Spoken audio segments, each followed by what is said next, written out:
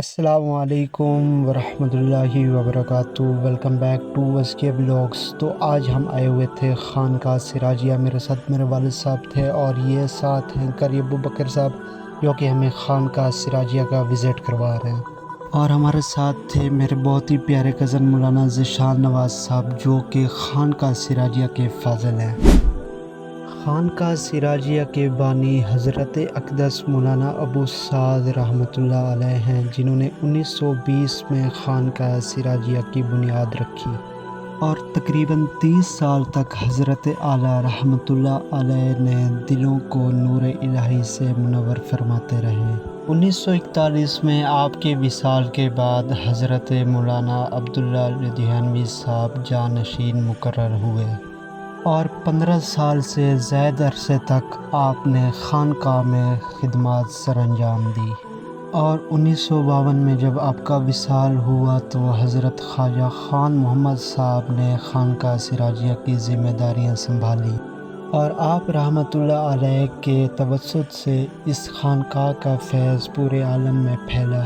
5 مئی 2010 کو آپ کا وصال ہوا۔ آپ کے وصال کے بعد اب حضرت خواجہ خلیل احمد صاحب خانقاہ سراجیہ کے مسند نشین ہیں۔ یہ خانقاہ سراجیہ کی پرانی تعمیر ہے جو کہ مسجد کے بالکل سامنے ہے، اور اسی کے ساتھ خانقاہ سراجیہ کا قبرستان ہے۔ یہ خانقاہ سراجیہ کی نئی تعمیر ہے اور اس میں بڑی بہترین قسم کی کلاسیں ہیں اور بہترین قسم کی رہائش گاہ بنائی گئی ہے۔ خانقاہ سراجیہ میں اسباق صرف نو سے لے کر دور حدیث تک ہیں، 7 حفظ کی 4 کلاسیں ہیں اور 7 اسکول 5ویں جماعت سے لے کر میٹرک تک، اور انگلش سپیچ اور عربی سپیچ کے مقابلے وغیرہ بھی ہوتے رہتے ہیں۔ اور پھر قاری ابو بکر صاحب نے ہمیں لائبریری وزٹ کروائی۔ لائبریری میں کچھ کتابیں ایسی تھیں جو ہاتھ کی لکھی ہوئی تھی، اس دور میں ٹائپ رائٹر نہیں تھا۔ یہ ہاتھ سے لکھی ہوئی ہے۔ یہ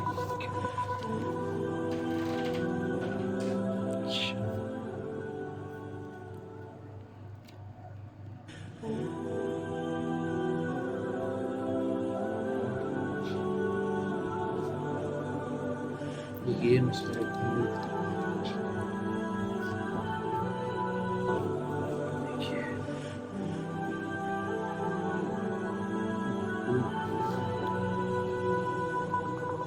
ٹھیک ہے۔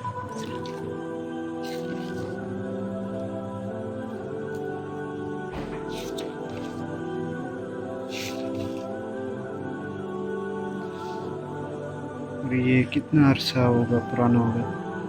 بہت پرانا۔ اچھا، اس طور پر لگتا ہے کمپوزنگ ہوئی ہے۔ اچھا اچھا اچھا۔